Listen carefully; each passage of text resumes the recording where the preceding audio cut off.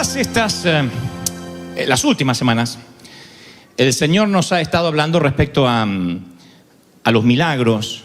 Y hay uno en particular donde el Señor, a partir de ese milagro, ensancha la fe de las multitudes. Porque fue el milagro completamente diferente a los anteriores, diametralmente opuesto a lo que él venía haciendo, que tenía que ver con sanidades, con limpiar leprosos, tenía que ver con caminar sobre las aguas, multiplicar panes y peces, calmar tempestades, liberar endemoniados. Esto es algo que excede a todo lo que los discípulos habían visto. Algo como si se tratara, bien valga el ejemplo de el show de un mago en Las Vegas, donde uno dice, ya hizo lo mejor, pero siempre hay un último truco que el mago guarda para el final. Y aquí pasa algo similar con el Señor, donde Él sorprende con algo que nunca jamás había hecho. Y estoy hablando del momento en que Él resucita a un amigo que había muerto y que lo resucita de manera adrede 4 días después. El evangelista Juan es el que relata mejor la historia. Juan 11:21 dice que Marta, que era la hermana de, en este caso, el occiso, de quien había fallecido, Marta le dice a Jesús, si hubieses estado aquí, mi hermano no habría muerto.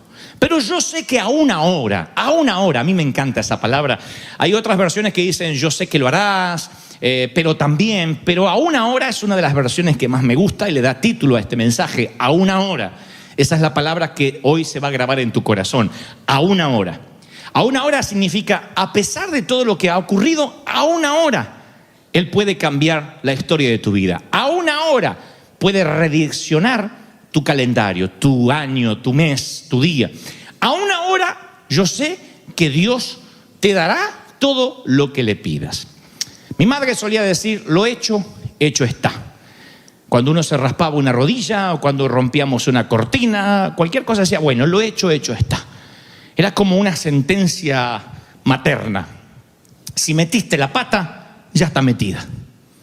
Y lo usaba para lo bueno y para lo malo.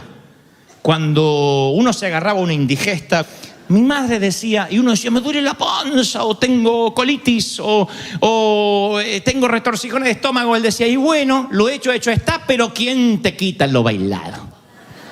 Como diciendo, si te gustó, te gustó. Y eso era para todo. ¿Quién te quita lo bailado? Quien te quita lo bailado significa, lo hiciste, ahora enfrenta las consecuencias, pero si lo hiciste con gusto y con placer, bueno, entonces, ¿quién te quita lo bailado? Lo bailado, bailado está. Lo hecho, hecho está. Y eso es una ley natural de la vida, porque hay cosas que son irreversibles. Tú no puedes descortar cabello, volver a hacer que crezca de forma inmediata, volver atrás del stop que pasaste por alto. Tú no puedes decirle al oficial, mire, si usted me da la oportunidad, yo vuelvo para atrás y esta vez paro. Ya está. Qué feo es cuando se te borran documentos sin querer. El lunes pasado tuve un momento de torpeza que no abundan en mí, pero lo tuve. Estaba intentando escribir algo, un archivo, y lo terminé de escribir todo, y en vez de minimizar, puse borrar. Me dio tanta bronca, y qué feo cuando el que comete el error es uno y uno no lo puede culpar a nadie. Yo busqué alrededor enseguida a quién culpar, y estaba solo. Entonces golpeé la máquina, esta máquina, y llamé a los que más saben, a ver, ¿se puede recuperar? No, lo borraste. Sí, pero más o menos me acordé todo lo que había escrito y vuelvo a escribir todo el testamento. Y esta vez golpean la puerta y entran con un café, y yo digo, sí, hago así, y vuelvo a borrar por segunda vez. Pero ahora tenía a quien culpar. Ya la tercera vez lo escribía casi de memoria. Bueno, la cosa es que no puedes desborrar documentos. Cuando se te borraron, no puedes volver a hacer que... Hay una forma, hay hackers que supongo que si se meten en el Pentágono podrían encontrar tu documento recién borrado. Yo no tengo esos hackers trabajando conmigo, creo. Así que yo aprendí muchas lecciones por las malas. Alguna vez conté que mi hermano mayor estaba aprendiendo a cortar cabello. Y siempre tiene que haber un conejillo de indias para que el que está aprendiendo practique. En términos de medicina es gravísimo que practiquen contigo, ¿no? Venga el aprendiz, opérelo a corazón abierto a ver si le sale. En términos de cabello, siempre que tienes una madre que te obliga a cortarse el cabello con tu hermano. Pero claro, mi hermano estaba aprendiendo a cortar el cabello, pero yo no me había percatado de su doctrina muy legalista, que él decía que los jóvenes tienen que cortarse el cabello a lo militar. Así que yo pensé que iba a sacar una tijera y sacó esas máquinas que hacen, que son como un castor, que hacen. De hecho, me cortó el cabello exactamente en 55 segundos con 3 pasadas. Hizo. Me dejó como un moicano así. Así que, por favor, corta. Lo cortó. Y quedé flaquito, orejón, porque yo siempre tuve 2 pantallas de DirecTV, una de cada lado. Yo agarraba HBO desde antes que existiera. Yo veía HBO. 2 pantallas así, pelado, parecía venido de Chernobyl, era una cosa horrible. Todavía siento la sensación, aunque los años han pasado, es de verdad, la sensación que tuve de frustración, de dolor. No quería ir al colegio y dije, mamá, ¿cuánto va a tardar en crecer? Y me dijo, ¿y cómo te corté? 6 meses, dijo mi hermano. Yo tengo la sensación de cuando uno vive esos momentos irreversibles. Claro, cuando es de cabello, el cabello siempre vuelve a crecer. Después tuve un tiempo de rebeldía que me lo dejé bien largo a lo Puma Rodríguez, pero era una protesta hacia mi hermano. Están los momentos irreversibles que no tienen que ver con cabello, tienen que ver con el físico.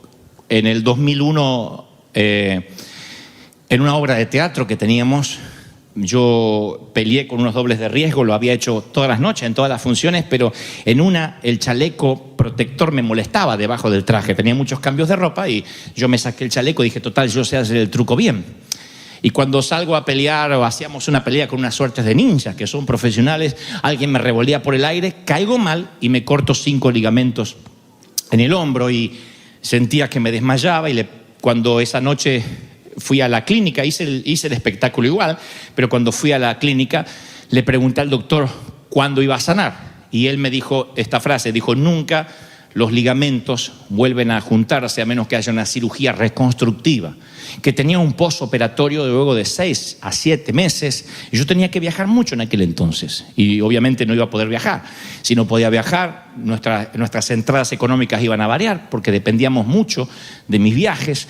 Entonces yo decidí que nunca me iba a operar y esos ligamentos quedaron cortados en mi brazo, en mi hombro derecho hasta el día de hoy y aprendí que los ligamentos rotos nunca más vuelven a reconstruirse si no es con cirugía y que eso afecta tu calidad de vida. Entonces a veces hasta el día de hoy me estoy lavando la cabeza y tengo que descansar un poco los brazos porque me duele de tenerlo en alto. Si ustedes me ven un día con el cabello sucio, no es de mugre, es de ligamentos rotos.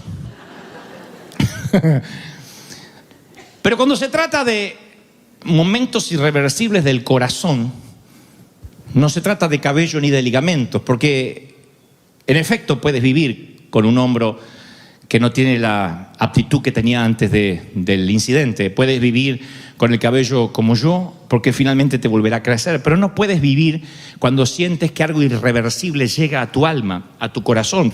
Esas situaciones, esos momentos donde hay un antes y un después. Esto es lo que vive Marta y María, las hermanas de Lázaro. Imagínate que eres amigo personal de Jesús como lo eran ellos. No encuentro en las Escrituras otras personas que fueran parte de la amistad de Jesús. Si bien Jesús tiene sus discípulos, me hace ver la historia de que cuando Jesús iba a la casa de Lázaro, Marta y María, iba por amistad, por pasarla bien. Simplemente quizá va a tener sábados de pizza, lunes de dominó, no sé, pero va allí a pasarla bien, son sus amigos. Yo no creo que Jesús no hable de los milagros, de lo que ocurrió. No creo que Lázaro antes no le hubiese preguntado acerca de su divinidad, acerca de su futuro. Creo que hablan en algún momento. En otro momento quizás solo se distienden y hablan de otros temas, pero también deben hablar temas que competen a lo espiritual. Son sus amigos, su círculo más íntimo, y de pronto Lázaro enferma. Y yo leía hace un ratito, esta mañana, más allá que conozco la historia desde niño, como algunos de ustedes, que cuando Jesús oyó que su amigo Lázaro estaba enfermo, se quedó adrede 2 días más en el lugar donde estaba. O sea, como que no le importara que su amigo está enfermo. Se queda 2 días más. Si uno no lee en detalle lo que el evangelista Juan está diciendo, pensaría que Jesús estaba muy ocupado. Yo he escuchado predicadores decir algo como, es que Jesús estaba ocupado haciendo otros milagros. No, cuando escucha que su amigo está enfermo, se queda adrede 2 días más. Esos 2 días marcarán la diferencia entre el milagro que las hermanas de Lázaro creen que Jesús podría hacer y ese agujero en el alma, como yo sentí cuando me cortaron el cabello o se me cortaron los ligamentos. Ese momento donde tú sabes que tu vida jamás va a ser igual tal como la conocías. Esa tardanza del Señor nos exaspera. Porque tú dices, mira, Señor, yo no te voy a decir cómo hacer las cosas, pero este es mi plan. Si tú llegas exactamente aquí, no me tienen que echar de mi casa y me quedo con la casa. Tú puedes hacer que los dueños del banco cambien de parecer antes que yo me mude.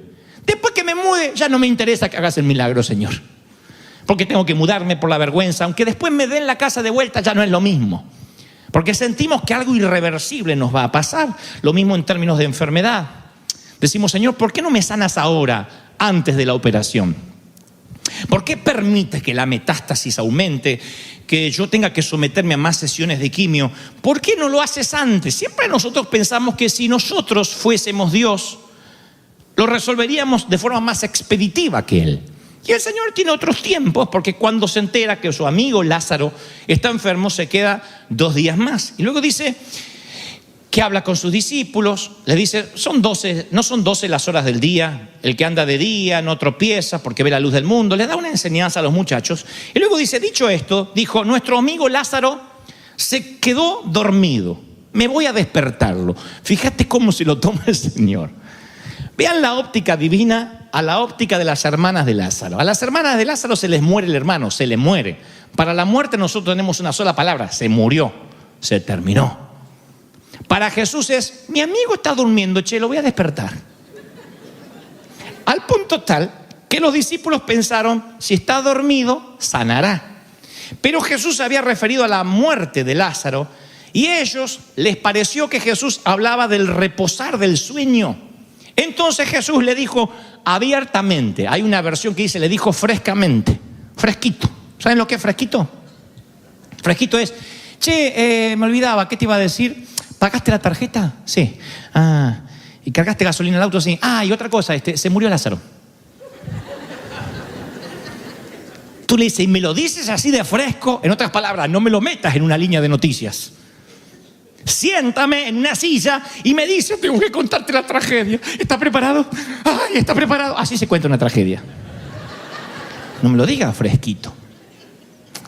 Yo he visto cómo hay personas que vienen por un milagro y tú le respondes de manera fresca y se ofenden porque sienten que estás subestimando su enfermedad o su necesidad del milagro. Yo recuerdo en particular una hermana que me decía, le quiero contar, y me contaba, porque hay gente que le gusta contar, ya que aprendió todo lo que tiene y se sabe todo el análisis de orina, y mire, me salió así, me salió acá, y ella me contaba y yo estaba aburrido, porque al punto, si Dios la va a sanar, ¿qué importa el análisis, no? Y yo le digo, tranquila, Dios te va a sanar, mamá, quédate tranquila. Ay, pastor, le estoy cortando algo serio, me dice. Y yo te estoy diciendo que Dios te va a sanar. Sí, pero, así nomás. Y sí. ¿Qué ponemos? El himno nacional para que te sane. Sí, le digo. Y entonces, bueno, ore por mí. Porque ahí siempre hay mimosas así. Ay, ore por mí, pastor. Y hasta no tiene tanta gana que Dios la sane, porque la sana y después ¿con qué viene a orar? Porque algunos empiezan a disfrutar el hecho de estar enfermo. Yo una vez, dicen que había un muchacho que vendía empanadas en la estación de tren. Decía, empanadas, 2 docenas, por tanto, empanadas. Y a uno le compraba una empanada, y a otro le compraba 2 empanadas. Empanadas. Y una mujer se compadeció y le dijo, ¿cuántas te quedaban ahí en la canasta? Me dice, 22. Bueno, te las compro todas, dale. No, ¿y después qué vendo?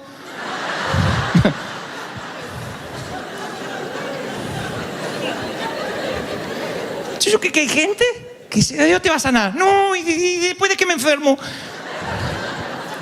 Le gusta esa relación simbiótica, ¿no? De pedirle al Señor. Bueno, Entonces me acuerdo que le dije a la hermana, tranquila, Dios te va a orar. Y cuando oro por ella, le digo, Señor, quita esa enfermedad. Claro, le di la misma importancia al que tenía dolor de cabeza que a ella que tenía todo ese lío en la orina y iba a devenir en un cáncer. Y dije, Señor, sánala, sánala.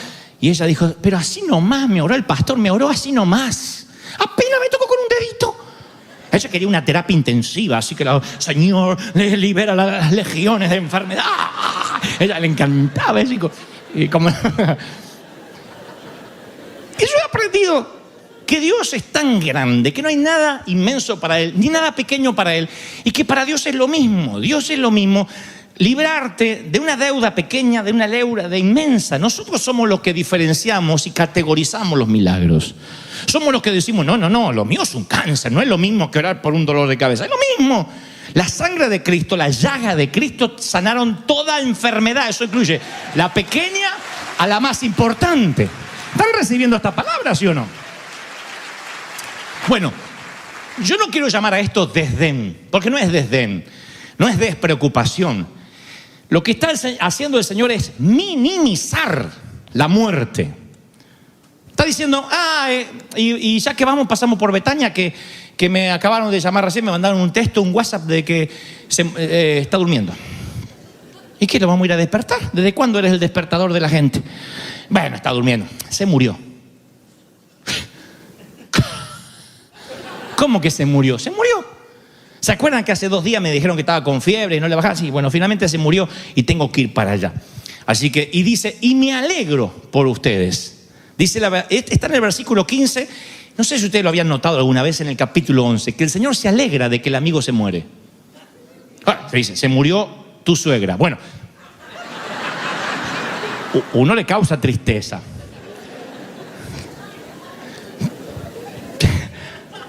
Y me alegro por ustedes de no haber estado allí.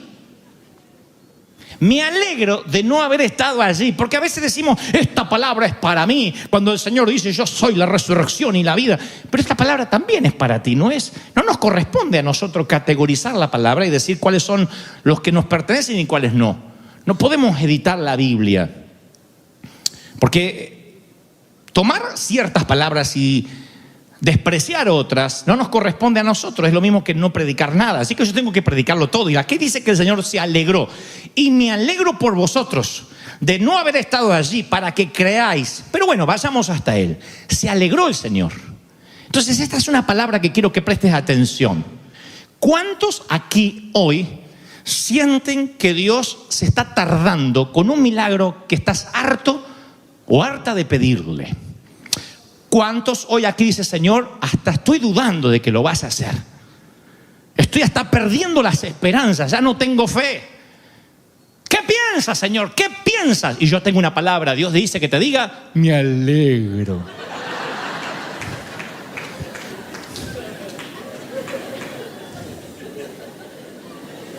Con esta cara de loco así. Me alegro. Pero ¿cómo que se alegra el Señor? Sí, me alegro, ya vas a llegar tu tiempo, tranquilo.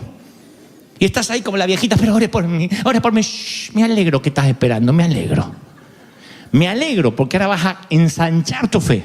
Vas a creer de un modo diferente, de un modo distinto. Me alegro por ti, me alegro porque la espera va a hacer que cuando llegue el milagro, porque va a llegar, vas a aprender a darle la gloria a Dios.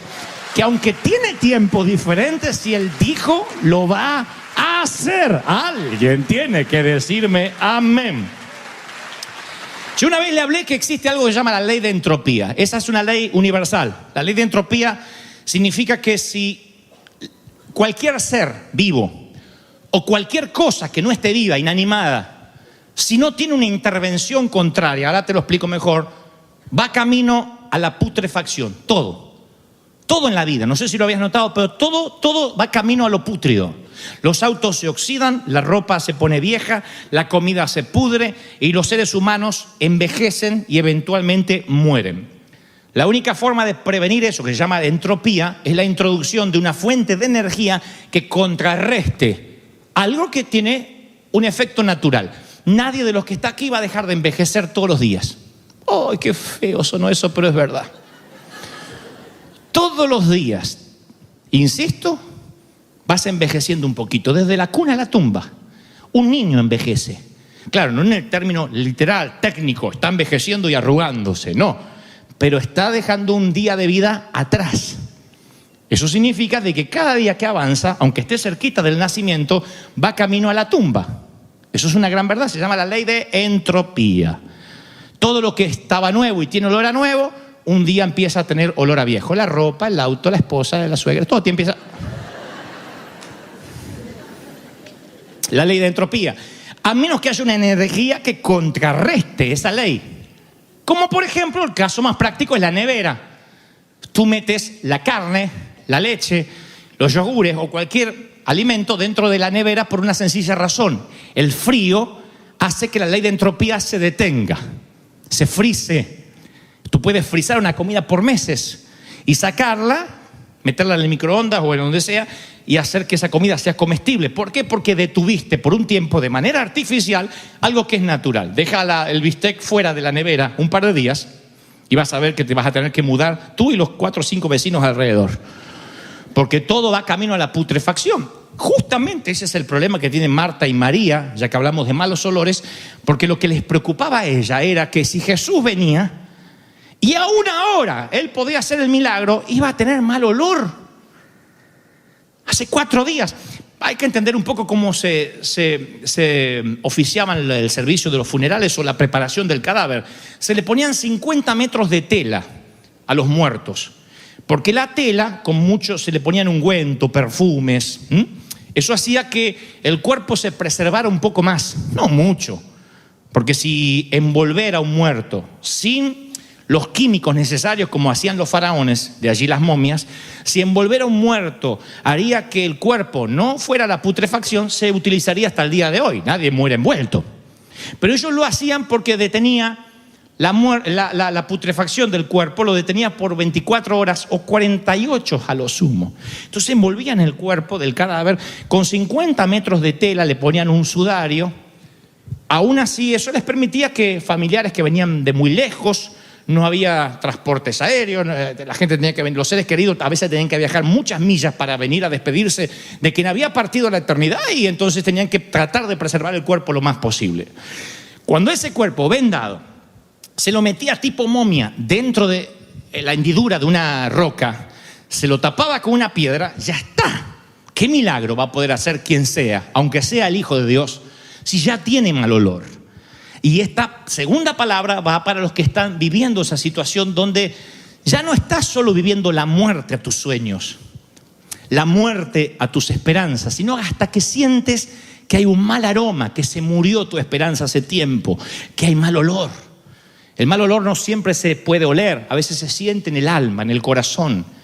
El olor de la decepción, de la traición, de la desesperanza, de la angustia, del dolor, de la frustración.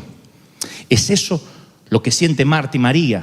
El mal olor de la muerte no es tanto como el mal olor de la decepción de que el amigo no estuvo allí, de que sabiendo que le informaron y le avisaron de que se estaba muriendo, no llegó a tiempo. Ese es un dolor de decepción tan profundo que a veces te cierra puertas para el milagro. El Señor dice: yo sigo siendo fiel, yo voy a hacer que tu sueño resucite. Sin embargo, nosotros perdemos la esperanza simplemente por una piedra que alguien corrió. Lo siento, señora, no se puede hacer más. Vaya a su casa y muera en paz, como le dijeron a mi mamá hace años atrás. Hace 40 años atrás, vaya y mueras en paz. Fue una piedra que los médicos pusieron delante de la posibilidad de resucitar. A veces la piedra la pone una sentencia bancaria, un contador, un abogado. No siempre la piedra tiene que ver con una diagnosis médica. Es alguien o algo que te dice: ya no más, hasta acá llegaste. Inclusive pasaste la barrera de la situación límite y estás viviendo la situación donde solo algo como una nevera que contrarreste la ley natural de la entropía podría revertirlo. Pero ¿qué nevera puede quitarte el dolor del corazón?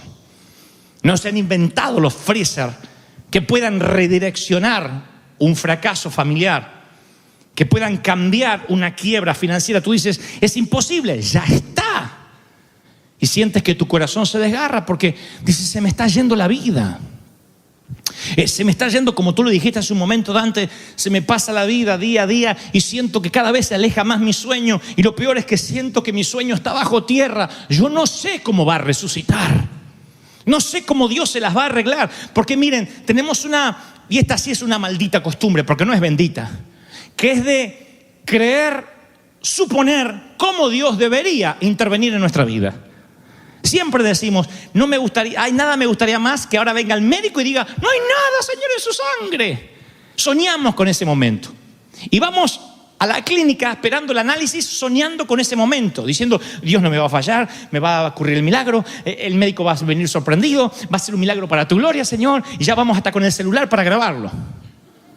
Y llega el médico y dice, empeoró.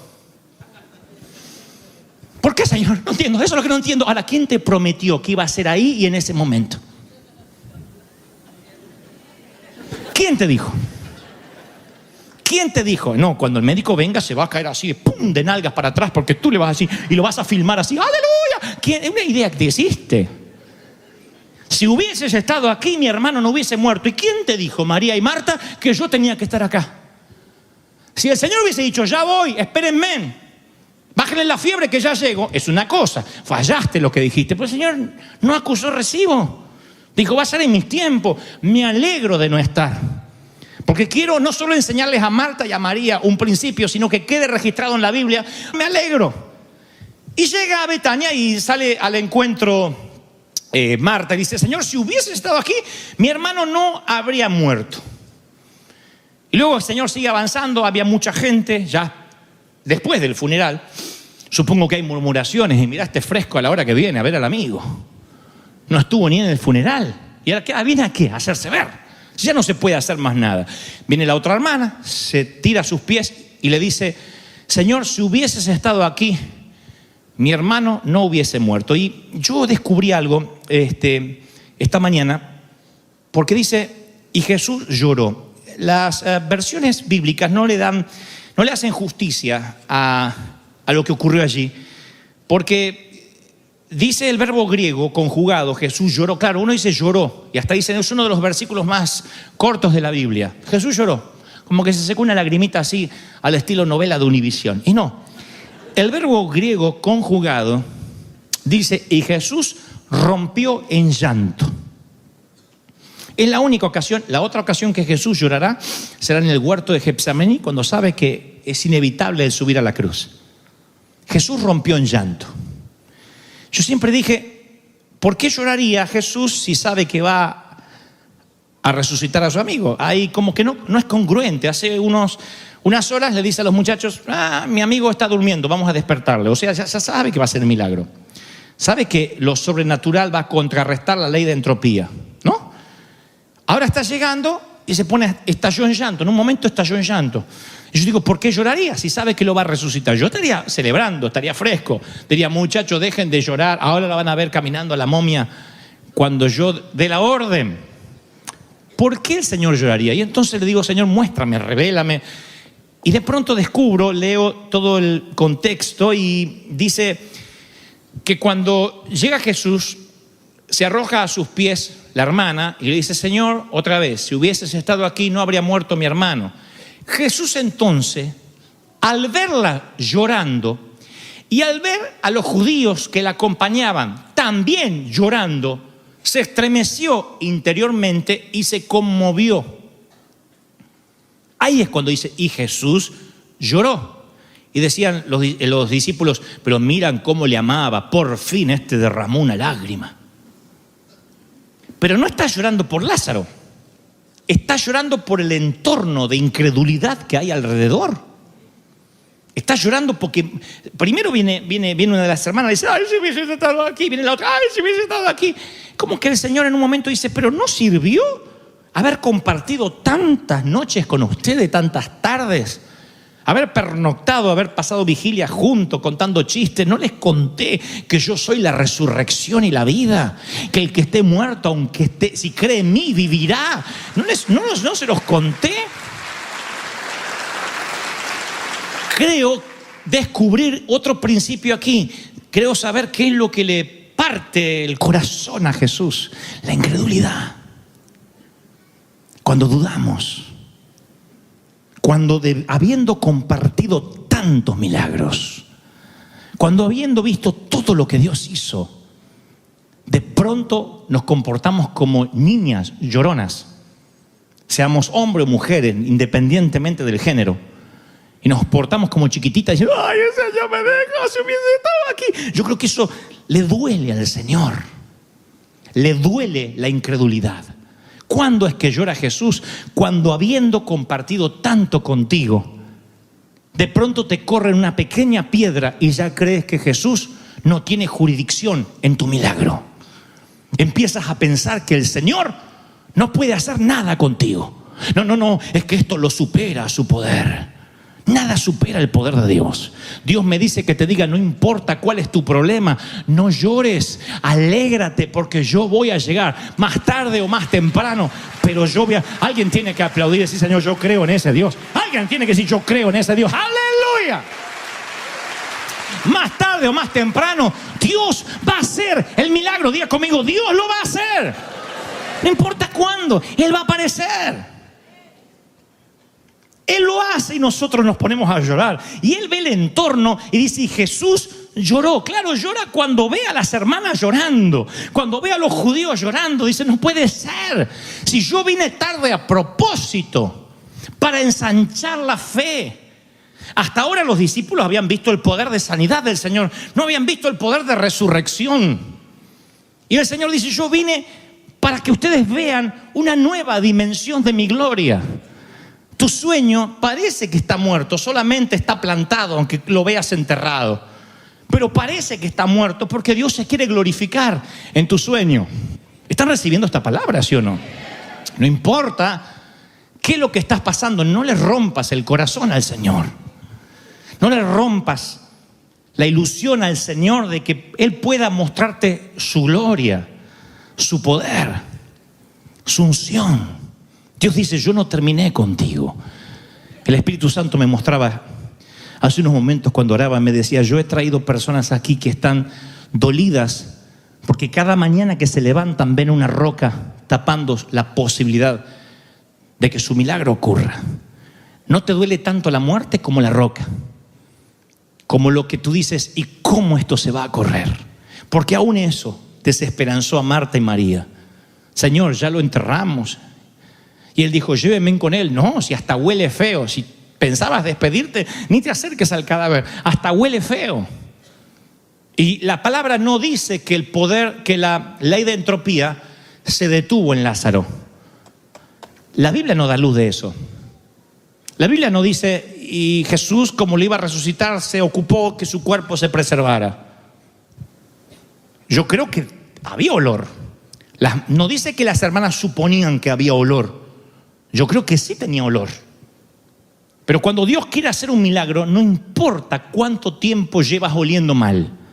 No importa cuánto tiempo la desesperanza se instaló en tu hogar, de modo que dices, Señor, esto no hay forma de revertirlo. Yo voy a hablarte esta mañana y te estoy hablando de un Dios que le da lo mismo que haya muerto ayer, 5 días, un mes, o que tu sueño hayas creído que se murió hace 20 años. Dios tiene poder para cambiar el aroma, el cuerpo, revertir, pero no como un freezer momentáneamente, sino revertir para siempre lo que crees que está mal, lo que crees que no tiene solución. El Señor me dice, yo lo voy a cambiar. Alguien tiene que creer esta palabra y decir amén. Yo lo voy a cambiar. ¿Cuántos lo creen? Dígame amén. Lo voy a cambiar. Esa es la palabra. Dios lo puede hacer. Recuerden cuando les conté el testimonio de la iglesia de Bob Buckley, que es un misionero que durante muchos años se reunió en África bajo la sombra de un árbol frondoso. En todo el lugar donde Dios lo manda a misionar no había un techo, no había un lugar. Lo odiaban todos los nativos y muy pocos seguían el mensaje de la palabra, y él había convocado a su iglesia, a su congregación, debajo de un árbol. Él decía, nos congregaremos debajo de nuestro árbol, y ese árbol pasó a ser un poco el techo, la iglesia. Pero el hechicero local maldijo el árbol. Y de noche fue y dijo, maldigo este árbol para que no les dé sombra. No es un tema menor en el África, puesto que bajo el sol, bajo el rayo del sol, literalmente podrías caer muerto de inanición. Así que cuando el hechicero maldice el árbol, la iglesia no solo perdió la sombra, sino que minó denigró la autoridad del mensaje pastoral. Porque el pastor decía, ese es nuestro árbol, y viene un hechicero y lo maldice y está diciéndole a los gritos a la congregación, el poder del enemigo es mayor que el poder de ustedes. ¿Qué haces en ese momento? Yo creo saber, aquí viene lo medular, el núcleo del mensaje. Yo creo que hay un momento donde el milagro se te aleja tanto de las posibilidades humanas que cuando tienes que confesar que Dios lo va a hacer, tu reputación, crees, empieza a estar en juego. Y tú dices, yo puedo decir que Dios va a sanar si todavía el médico no me dio el diagnóstico. Después quedo como un tonto diciendo que Dios va a sanar. Y si Dios se me muere, ¿qué hago? He visto a personas yendo a orar por otros hospitales y no van a la sala de cuidados intensivos o a los más graves, sino a los que están más o menos así. Porque en su mente dicen, estos sí Dios los va a sanar, aquellos ni escuchan, ya están en coma. Y si yo me meto entre los familiares de los que están esperando que salga del coma o que desenchufen al ser querido para que ya se termine de morir y Dios no lo sana, me sacan corriendo del hospital. Mejor voy a orar por aquel que tiene un accidente y que parece que no es tan grave. O sea, si la piedra está cerrando hace mucho tiempo la tumba, no nos acercamos porque creemos que nuestra reputación está en juego. De allí es que cuando muchos oran dicen, vamos a orar, que sea la voluntad de Dios. ¿Y usted cree que me voy a sanar? ¿Qué sé yo? Yo voy a orar. ¿Creemos que Dios va a hacer algo? Dios no va a hacer nada así. El Señor dijo, y aquí os doy autoridad, sanen enfermos. No dijo, cuando se encuentre con un enfermo, pregúnteme si es mi voluntad. Liberen los de endemoniados. No dijo, cuando tengo un endemoniado, fíjate, si hay una legión muy grande, bueno, va a tardar, hay que liberarlo en cuota al tipo. No dijo eso. Dio la orden, sanen los enfermos. Búsqueme un solo episodio donde digan, si es mi voluntad, sanen los enfermos. Ahora tú dices, ¿y cuando alguien se muere, no es la voluntad de Dios? Sí, eso es la soberanía de Dios, tema para otro mensaje. Lo que trato de decir es que si vas a orar, ora con fe o no ores. Dile, Señor, si te lo querés llevar, llévatelo, no me metas a mí. Pero no diga, vamos a orar a ver qué Dios va a hacer, qué sé yo. A ver si oro por sanidad y no se sana. Y después vienen contra mí a hacerme una demanda a la familia. Creemos que cuando oramos y no ocurre lo que pedimos, está en riesgo nuestra reputación. Esta es la palabra, no te la olvides. Tu deber, mi deber es orar. Si Dios no responde o no contesta como queríamos, la reputación de Dios es la que está en juego, no la tuya. Yo voy a orar por fe para que Dios haga el milagro. Pero Dios no hizo, qué sé yo oré con fe. La reputación de Dios es la que está en juego. Es Él el que prometió que lo iba a hacer. Yo oro con fe creyendo que cuando Dios dice que va a hacer el milagro, lo va a hacer. Si no es ahora, lo va a hacer más adelante. Pero lo va a hacer. Así que viene el hechicero y le maldice el árbol. Al día siguiente, literalmente, el árbol está seco. Si allí opera el mismo espíritu de no voy a arriesgar mi reputación a ver si quedó mal, lo más probable es que el pastor diga, busquemos otro árbol. Pero él dijo, así como alguien quiso maldecir, vamos a revertir la maldición. Vamos a conectar una nevera que va a transformar la ley de entropía. El Señor me dice que te diga que aunque todo parece que va directo a la pudrición de tu sueño, de tu esperanza, de tu negocio, de tu familia, de lo que sientes, el Señor me dice, yo voy a enchufar algo, va a enchufar mi poder que va a contrarrestar todo lo que crees que va a pasar. Tienes que decir, Señor, yo bendigo lo que el diablo quiso maldecir. ¿Cuántos dicen amén? Yes. Así que escuche, y todo, el pastor se pone allí y dice, vamos a bendecir el árbol. Y bendicen el árbol. Vamos, traemos bendición sobre nuestro árbol. Y no crean que el árbol hizo como en Narnia y floreció. Quedó ahí. Pero se fueron ellos a dormir. Lo leía, esto está muy al alcance de muchos de nosotros. Es un libro, es un testimonio de uno de los misioneros más importantes en África. Al día siguiente el árbol empieza otra vez a florecer, a dar hojas verdes. En una semana el árbol estaba tan frondoso, es un árbol de frutos, un fruto que no recuerdo ahora, quisiera decir que es quizá manzana o no sé, pero es un árbol, no recuerdo el fruto y no quiero decir una cosa que no es. Pero ese fruto solamente florece o aparece una vez al año. El Discovery Channel ha hecho 4 documentales respecto al único árbol en el mundo, pueden googlearlo, ubicado en África, que tiene frutos 2 veces al año, y eso no pasa en el género de ese árbol nunca. Nadie se explica por qué el árbol, a pesar de las sequías, su hoja siempre está verde y produce doble cosecha. Nadie se lo explica. Creen que es una malformación genética. No es una malformación genética. Es que cuando el diablo dice está muerto, Dios te da vida y vida en abundancia. Al doble, al triple, al cuádruple. ¿Cuántos dicen lo creo? ¡Aleluya! Impresionante. Yo soy la resurrección y la vida. Qué lindo que nuestro evangelio no está fundamentado sobre un código de ética, sobre, una filosofía. El evangelio nuestro está fundamentado sobre la resurrección. Si la resurrección de Cristo no hubiese ocurrido, entonces esta es una de las bromas más pesadas de la historia. El Señor ha muerto, mas a una hora va a resucitar. Lázaro ha muerto, pero a una hora tú puedes hacer que Dios te oiga. Eso hace este evangelio diferente a cualquier otra denominación, religión o credo. Que siempre tenemos a una hora bajo la manga. Y tú dices, he venido desesperanzado, Dante. No puedo más. He llegado al borde de mis fuerzas. Y sabes, siento que no tengo un segundo aliento para continuar. Me corrieron la piedra. Recuerda lo que Dios habló esta mañana.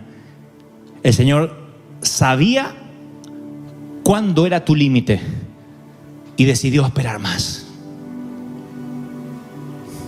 Porque cuando el milagro ocurra, tú no le vas a poder dar crédito o compartir el crédito con médicos, con los benefactores que fueron en el banco, con la herencia que cobraste. Tú vas a decir, yo estaba en la muerte. Solo alguien pudo haber revertido mi situación. Así que la primera palabra, Dios está llegando tarde a propósito. La segunda palabra, Él me dice que te diga que Él no está preocupado porque está tarde, que se alegra por ustedes. Se alegra de que llega tarde. Porque te va a regalar la resurrección. Eso es algo que solo Él le regala a sus amigos como Marta y María. Él no le regala resurrección a cualquiera. Te va a regalar el poder de la resurrección. Una fe de segundo grado. ¿Recuerdan? La fe preventiva es la que uno puede orar para prevenir. Señor, cubre a mis hijos, cubre mi hogar, cubre nuestro físico. Después está la fe de resurrección. Cuando esa cobertura aparentemente falló y ahora Dios tiene que hacer un milagro de sacarlo bajo tierra. Y no crean que Lázaro anduvo como zombie, oliendo mal. No se sacó las vendas y anduvo así como las películas de los zombies, todo medio carcomido por gusanos. No, cuando Dios trae resurrección, trae vida. Creo que la salud de Lázaro habrá sido óptima hasta el día en que tuvo su segunda muerte. Creo que se murió quizá de viejito. La Biblia no cree conveniente o no considera que Lázaro vuelva a aparecer en las Escrituras.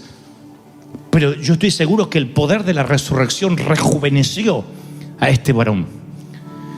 Y Lázaro llegó viejito, arrugado, diciendo yo sé lo que es la muerte, así que no me asusto.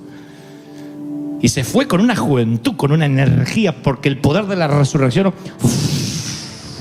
te da todo lo que perdiste y en abundancia. Tu árbol va a florecer 2, 3, 4 veces al año. Tu árbol va a florecer. Si crees que estás en sequía, tu árbol va a florecer. La segunda parte de tu vida va a ser de frutos. ¿Estás recibiendo esta palabra? La segunda parte de tu vida va a ser de frutos, de cosechas abundantes. Vas a cosechar tanto que te vas a olvidar de la primera etapa de lágrimas. Tu postrer estado, Job, será tan maravilloso que te vas a olvidar de todo el dolor. Te vas a olvidar. José le puso a uno de sus hijos, me olvidé. Fue tanto el dolor de la traición de sus hermanos que cuando tiene un hijo, fue tanta la bendición que se olvidó del pasado. Y tú necesitas tener un poco de Alzheimer espiritual. Yo voy a orar para que Dios te dé un poco de amnesia espiritual, para que te olvides del dolor. Dios me dice que te diga, no me busques en tu dolor, no me busques en tu pasado. Tu estado de alegría va a ser tan exultante que te vas a olvidar del luto. Te vas a olvidar, vas a mirar tu closet de la vida y vas a decir, ¿para qué yo usaba este vestido negro? Ni te vas a acordar por qué estabas triste. Así es cuando viene la resurrección. Escuchar a Lázaro contar qué se siente detrás de la cortina de la eternidad y estar de regreso, ¿qué crees que produjo en su familia, entre los judíos? ¡Fiesta! ¿Creen que fue una celebración de un día? Tuvieron 4 días de funeral. ¿Creen que con un día de alegría se resarció todo el dolor? Creo que estuvieron meses celebrando, años celebrando, cada fiesta que se reunían. ¡Ey, Lázaro! Cuéntalo de tu muerte. ¿Cómo fue? No lo creerán. Estaba en el seno de Abraham, y estaba con Abraham, y estaba con Isaac, y estaba allí Moisés. David estaba tocando una canción. Estaba tan en ese lugar compartiendo con los profetas, y de pronto escucho, Lázaro. Y yo estaba compartiendo testimonios allí diciendo, ya estoy bien acá. Era la eternidad. Y escucho, Lázaro. Y yo dije, algo está funcionando mal, porque era una voz que yo conocí. Lázaro. La voz de mi amigo sonó en la eternidad. Yo vi como los profetas retrocedieron. Abraham conocía esa voz. Moisés sabía esa voz. Es la misma voz que salió de la zarza. Hace unos minutos Moisés estaba contando cómo el Señor le había hablado a través de la zarza. Y ahora esa voz vuelve a aparecer allí. Yo pensé que era el Señor en la eternidad, pero me llamaba desde casa. La voz provenía desde Betania. En Betania solo están mis hermanas, los que me lloran. Así que dije, ¿oyeron eso? Todos, David, Jonathan, Samuel, dijeron, sí, es él. ¡Lázaro! Y luego vino esas 2 palabras, las que necesitas oír esta mañana y las que tienes que escribir en las tablas de tu corazón. Sea lo que sea que estés pasando, tan grande como sea la roca que tape tu salida al exterior, escucha estas palabras: ven fuera, sal fuera. Así que empecé a caminar. La voz me guiaba, sal fuera. Bacalao, el bagre no tenía ningún valor comercial, pero lo pusieron allí y descubrieron que el bacalao, al ver al enemigo en el mismo tanque, se mantenía con vigor, con energía. Y en vez de quedarse allí flotando, simplemente estaba continuamente tratando de salvar su vida. Cuando llegaban a las costas de China, hasta sabía mejor, tenía mejor sabor que cuando eran pescados en Alaska. Cuando llegaba al mercado estaba tan fresco como si acababan de pescarlo. ¿Por qué? Porque al no tener un enemigo cerca, el pez no hacía nada, se quedaba nadando ahí, se ponía fofo, perdía la textura. De allí que muchos psicólogos, muchos sociólogos que estudian el comportamiento humano dicen que en la vida una buena dosis de bagres nos viene bien. Una buena dosis de enemigos naturales que se meten en nuestro tanque de agua marina nos mantienen alerta, hace que tengamos las defensas altas, que no nos caigamos, que no bajemos los brazos, nos mantiene enérgicos, conserva nuestra textura, nos mantiene jóvenes. ¿Por qué? Porque esos bagres a veces vienen en forma de enemigos, de infortunios, de avatares de la vida. Pero bien, en nuestro tanque nos hacen estar revitalizados, nos hacen estar vivos.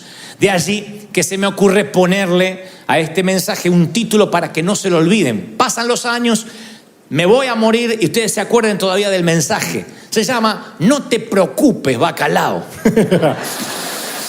No los estoy tratando de pescado, sino de bacalao, que es más fino.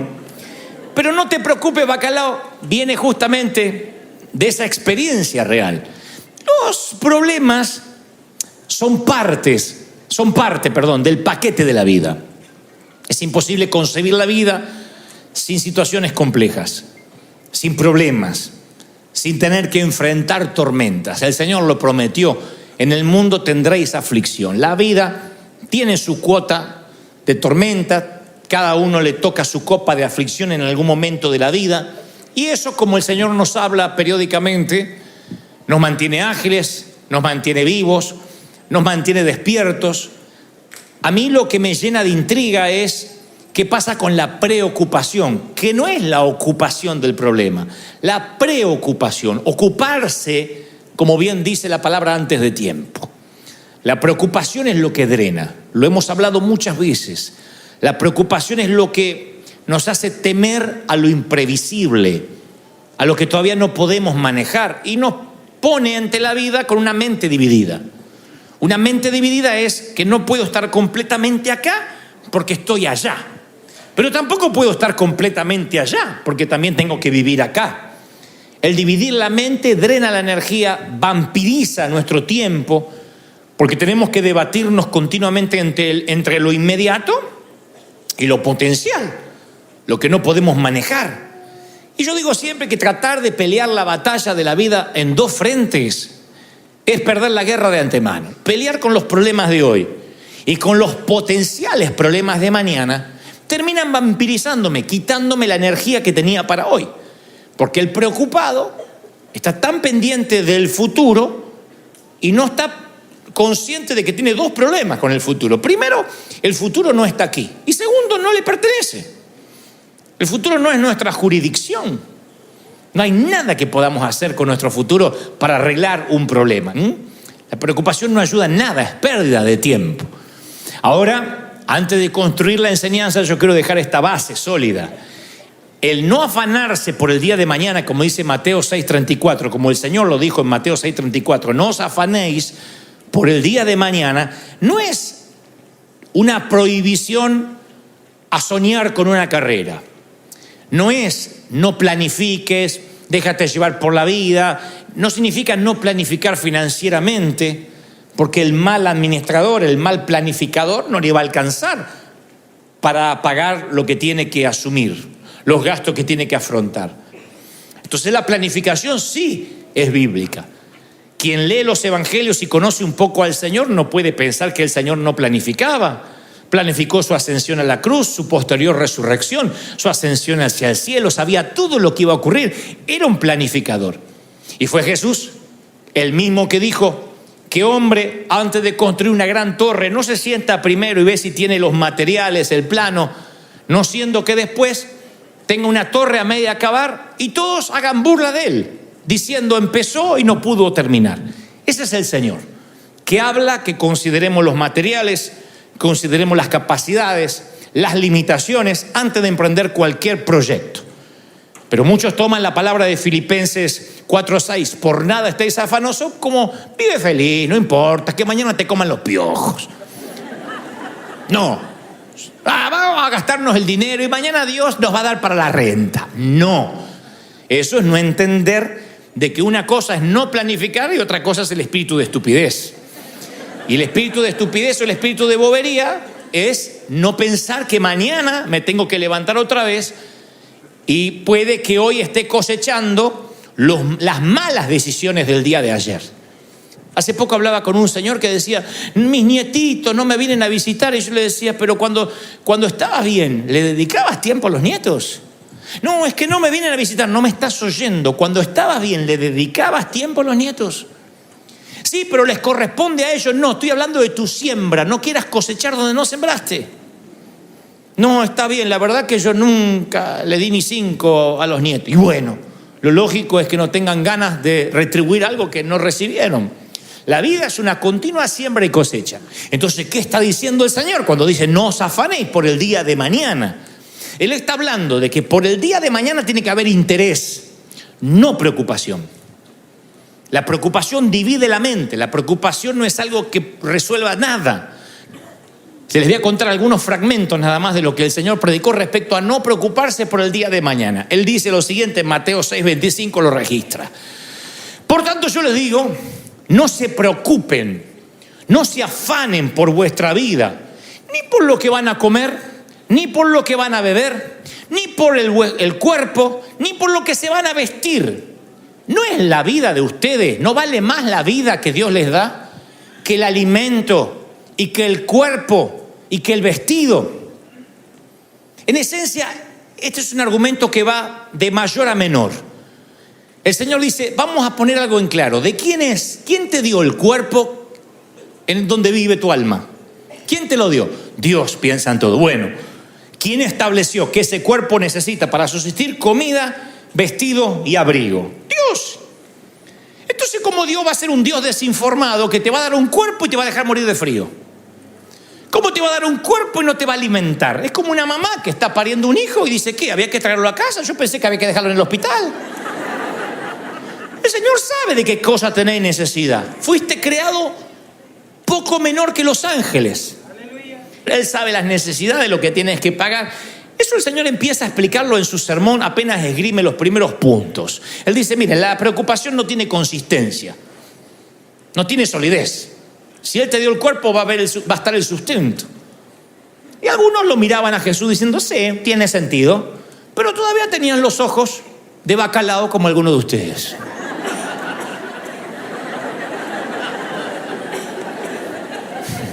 Esta es la cara de bacalao. Entonces el Señor avanza y dice, bueno, pero también la preocupación es irracional. ¿Qué es irracional? No resiste análisis de razón, de sentido común. Miren las aves del cielo, dice el Señor. Mírenlas. Estaban al aire libre, todo el mundo levanta la vista. Miren, no siembran, no cosechan, no juntan en granero, no tienen plan de retiro, no tienen plan dental, no tienen plan médico. Ni siquiera copay, nada. Y vuestro Padre las alimenta. No valen mucho más ustedes que ellas, que las aves. Ahora va al revés. Ahora va de menor a mayor. Ahora nos compara con pajaritos. Jesús arranca con esta segunda pregunta con una psicología inversa, desde el ángulo opuesto. Al principio dijo, a ver, están preocupados por lo que se van a vestir. ¿No les dio Él el cuerpo para vestir? Ahora lo da vuelta. Dice, ¿no valen ustedes más que los pajaritos? Y sigue diciendo el Señor, miren entre los árboles y vean los pequeños gorriones. Estoy leyendo una versión internacional de las Escrituras en Mateo 10:29. Miren los árboles, miren los gorriones. Una monedita de cobre basta para comprarlos. Pocas cosas se venden tan barato. Tu padre, ¿va a valorarte menos que una monedita de cobre? Su mano está detrás de cada pájaro que cae a la tierra. Si el mundo entero está en sus manos, ¿eso no te incluye? Aquí el Señor dice, se trate de un pájaro, un mendigo o un noble, el Señor lo tiene en cuenta, lo contabiliza. Y acá llegan a la conclusión los teólogos de que Jesús realmente está diciendo que el Padre tiene contados los gorriones que pululan en la atmósfera. ¿Cómo sabemos esto? Porque después dice, por si quedan dudas, aún tus cabellos están contados. Hay una base de datos de cuántos cabellos tienes, cuántos estás perdiendo. Entonces, no, Dios no puede estar en eso. Sí, Dios es tan grande que están los pequeños detalles. No hay nada que se le escape a Dios. Es un gran estratega, es un gran creador y todo lo conoce. ¿Por qué el Señor menciona los gorriones y los cabellos? Para que no te preocupes, para decirte, ¿ves? La preocupación es irracional. Dios está en los grandes problemas de la ONU, pero también en la uña encarnada de sus pequeños. Es irracional que te preocupes. Luego dice el Señor, voy a demostrarle que no es efectiva, que la preocupación no ayuda en nada. Porque dice en Mateo 6:27, dentro de la magnífica oratoria del Señor, dice, ¿y quién de ustedes, por mucho que se preocupe, puede añadir a su estatura algunos centímetros? Ahí usa un codo. La medida del codo era la medida del antebrazo, la que Noé conoció, 35 centímetros aproximadamente. Él dice, ¿quién por mucho que te afane añadirá un codo a su estatura? Por mucho que te afanes no puedes achicarte, no puedes engordar, no puedes adelgazar por preocuparte si no haces algo. La preocupación no cambia, no es efectiva, no le cambia la vida a nadie. Así que la gente que está allí en el monte escuchando al Señor empieza a darse cuenta, al pensar en gorriones, en centímetros, codos, en monedas de cobre, en cabellos, que el Señor está tratando de decirles que lo valioso no pasa por lo que se puede comprar. Que si un gorrión que vale una monedita de cobre, Dios la tiene en cuenta, no hay dinero del mundo que pueda hacer que valgas más para Dios o que valgas menos. Imagínate que pusieran en tu epitafio los años que perdiste preocupándote. Alguna vez escuché una historia por ahí de un forastero que fue al cementerio de un pueblo y se aterrorizó al ver que todos los que yacían bajo tierra eran niños. Porque decía, nacido en 1975, muerto en 1978. Nacido en 1980, muerto en 1983. Todos eran así, la fecha de nacimiento a la fecha de deceso, 3, 4, 5 años de diferencia como mucho. Y le pregunta a uno de los pueblerinos qué epidemia espantosa debe atentar contra este pueblo de modo que los niños mueren. Y le explica uno de los del pueblo que no son niños los que están enterrados ahí, pero que hay una ley en el pueblo que solo se va a cuantificar el tiempo en que la gente no se preocupó y fue feliz. Me pregunto qué pasaría si sumaran nuestros años de felicidad del día absoluta. Si realmente pudiéramos sumar esos días que se reflejan en el álbum de fotografías. Porque convengamos que el álbum de fotografías, y más moderno el Instagram, no refleja nuestros días comunes. Entonces uno va a la casa de alguien, o por lo menos estilaba en los tiempos en que yo tenía tías aburridas. Tía, ¿vemos el álbum de fotos? ¡Ah, sí! Acá fuimos a Villa Gesell y acá fuimos acá. Y esta es la vez que fuimos al mar. ¡Ay! Acá estaba el finadito. Eran todos finaditos porque se iban muriendo, pero quedaban en la foto. Esa era su vida. Te quedabas un día en la casa, te querías suicidar en adhesión. Pero ella decía que su vida era el álbum de fotografías. No, la vida era lo otro, los días comunes. Y esos días comunes conformaban una vida. Y esa vida, si además le sumo la preocupación, ¿qué me queda? ¿Qué me queda? Porque no vamos a creer que nuestra vida son las fotos en Instagram llenas de filtros. La vida es sin filtro, la vida es sin Photoshop. La vida es como uno se ve a la mañana, esa es la vida. A eso le sumas preocupación, dice el Señor, y te vas a perder los años que tenías, el único capital con el que contabas, el paréntesis entre el pasado y el presente, que es el hoy. Yo conozco gente que vive preocupada, que si no tiene una preocupación la busca. ¿Cómo va tu vida? Bien, bien, bien. No, pero contame algún problema porque necesito preocuparme. Ya resolví los míos. Hay gente que sale a cazar problemas. Yo los conozco, les encanta. Sin preocupación es como que le falta la droga. Es subarbitúrico. Tienen una dependencia de las preocupaciones. Otra de las tías mías tenía un hámster. ¿Se acuerdan lo que son los hámster? Las ratas blancas esas que se tienen en casa. Son unas cosas espantosas, huelen como el demonio. Bueno, la rata, esta que tenía mi tía, estaba en una jaula y me acuerdo que la jaulita era así. Y le ponían para tomar agua, para comer y una ruedita para dar vueltas. Se levantaba el hámster y parece que algo le decía, tienes que subirte a la rueda. Y subía. Todo el día, te pudría la rueda. Y no es que hacía fitness. Era que la rata piensa que va a ir a alguna parte, pero sigue en la jaula. Y un hámster promedio al final de su vida ha recorrido 14.000 kilómetros y no se movió de la jaula. Hay alguien aquí con espíritu de hámster. Ay, estoy preocupado. Y no se mueve de la jaula. ¿Creo que es mejor ser bacalao? No te preocupes, bacalao, porque el bacalao nada para salvar su vida y llega fresco a destino. Pero el hámster termina cansado, no llega fresco en ninguna parte y solo está preocupado. Y el Señor nos enseña a no tener espíritu de hámster, a no estar en una rueda que no te lleva a ninguna parte y que además no resuelve los problemas del mañana. La preocupación no quita las penas del mañana, pero sí te quita las fuerzas al hoy. Así que el Señor dice, la preocupación no solo es irrelevante, es irracional, es irrisoria, también es ilógica. Dice el Señor en Mateo 6:28, en el mismo sermón magistral. Y por el vestido, ¿por qué os afanáis? Consideren los lirios del campo. Entonces la gente que está ahí empieza a mirar alrededor, dice, sí, miren, no hilan, no trabajan. Ni aun Salomón con toda su gloria se vistió como uno de ellos. Y si aún la hierba del campo, que hoy es y mañana desaparece y se echa en el horno, Dios la viste así, ¿qué va a hacer nuestro Padre con nosotros, con ustedes, hombres de poca fe?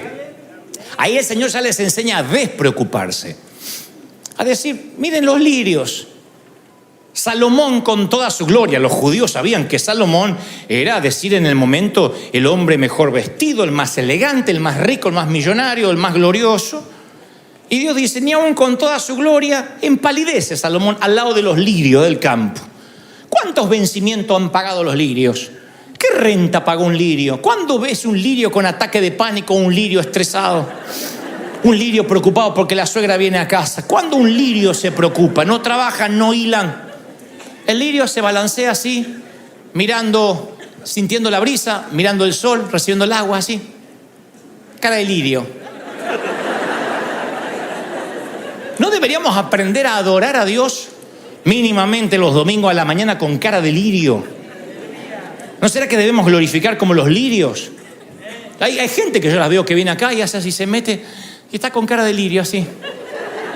Le pega la brisita así. Y otros que vienen como un hámster. Señora, bendíceme, ayúdame. Quiero que Dios me bendiga, bendito. Está como un hámster. Y está la rata y el lirio. Y Dios dice, ¿a quién voy a bendecir? El lirio está descansado. Ahora, Dios crea el lirio para que lo disfrutemos, pero el que está hecho imagen de Dios no es el lirio, sino nosotros. Y si Él cuida de cada pétalo que florece y se marchita en una sola estación, ¿cómo no nos va a cuidar a nosotros? Jesús nunca hubiese muerto y dado su vida por los mismos hijos que después hubiese planeado abandonar. Dios nunca hubiese enviado a su Hijo unigénito para después abandonar a esos hijos. Esa es la respuesta por la cual la preocupación es ilógica. ¿Por qué se preocupan de lo que van a comer, de la renta, del seguro médico, del auto? Los inconversos se preocupan de estas cosas. Saben que tienen que pasar su vida entera como un hámster, preocupado por refugio, vestido y comida. Pero no ustedes, el Padre sabe de qué tenéis necesidad. Bienaventurado el que atraviese el valle de lágrimas y la convierte en fuente. Aunque atraviese valle de sombra, dijo David. Nunca dice aunque viva, aunque me quede, aunque acampe, aunque haga mi residencia allí. Sino que la preocupación es algo que puede atravesar. Tú dices, me llamaron que fulanito está en el hospital, un ser querido. ¿Y cómo no te vas a preocupar? Pero una preocupación que pasa. No puedes vivir pensando a ver si hoy me llaman que alguien está en el hospital. No puedes preocuparte a ver si mañana no me alcanza. Espera que llegue el día con su afán, con su preocupación, y en ese momento te ocupas. De otro modo, esa preocupación te va a quitar energía otra vez. Se va a arraigar de tal manera en tu personalidad que vas a buscar preocupaciones nuevas todos los días. No vas a concebir la vida si no te preocupas. Y la vida tiene que ser fácil. El Señor dijo, mi carga es ligera, mi yugo es fácil. Ya tienes preocupación para hoy, encima te vas a cargar la de mañana. La de hoy la vas a sostener, porque el Señor da una promesa, no te daré más carga, no te pondré más carga de la que puedas llevar. Pero si agregas la carga del mañana, colapsas. Porque ahí estás rompiendo un principio. Te estás agregando lo que no te deberías agregar. No lleves muchas bolsas del supermercado. Haz 2 viajes. Porque se te van a romper los huevos en el piso, se te van a caer las sodas. Tienes que hacer 2 viajes. En la vida es lo mismo. No se puede todo en un solo viaje. Hay que empezar a vivir el día de hoy. Basta el día con su afán. Hacer un nuevo viaje mañana. Mañana, Dios no te va a hablar todo hoy. Hoy te habla para hoy, mañana te hablará para mañana. ¿Estamos de acuerdo, sí o no? Vivir en el tiempo presente es un arte. Hay gente que a veces me dice, no sé cómo voy a enfrentar Dante la viudez. No sé qué voy a hacer ahora que me divorcié. Que mis hijos se fueron y que el nido quedó vacío. Y yo siempre, en mi tarea de pastor es acompañarlo a atravesar ese valle de lágrimas. Siempre le digo, bueno, mañana tendrás las fuerzas y el favor que hoy crees que no tienes. Hay momentos que te tienes que ir a acostar y decir, bueno, mañana es otro día y Dios me va a dar fuerza y valor. Arrastrar los quebrantos del ayer o los éxitos del ayer te roban lo que tienes hoy para vivir. El ayer hay que dejarlo, con las cosas buenas y con las cosas malas. ¿Por qué metiste la pata en el ayer? Porque la juventud es algo que se cura con el tiempo. Cuando uno es joven, tiene más inmadurez que cuando uno es adulto. Y cuando uno es anciano, tiene más madurez que cuando uno era simplemente un adulto. La vida nos va enseñando a madurar. Las horas de vuelo, ¿cómo se adquieren? ¿Cómo se logran? Volando. De otro modo, yo le daría unas pastillas, unas píldoras de experiencia a mis hijos para que no tengan que pasar lo que yo pasé. Tomen estas píldoras, son experiencia. Así no se equivocan, así no meten la pata, así les va. No, tienen que tener sus choques, sus infortunios, aprender el valor de las cosas. De otro modo, llegan inmaduros a la vejez. Entonces me doy cuenta que esta madurez que tengo hoy daría cualquier cosa para haberla tenido a los 20. Pero no la tuve, metí a la pata. Y estoy seguro cuando tenga 70 voy a querer tener la madurez de los 70, pero con las fuerzas del hoy. Y empiezo a entender, Señor, ahora entiendo por qué nos pones entre paréntesis y dice, vivan como lirios. Gracias, Señor. No como hámster. Tranquilo, bacalao. No te esfuerces. No te preocupes, vas a llegar a destino. Mi tarea es tomarte la mano, estamos juntos en esto y ayudarte a llegar a la luz, ayudarte a llegar a casa. Pero yo no voy a permitir que construyas una casa ni en el ayer ni en el futuro, porque no te pertenecen ninguno de los dos, ni el pretérito ni el futuro.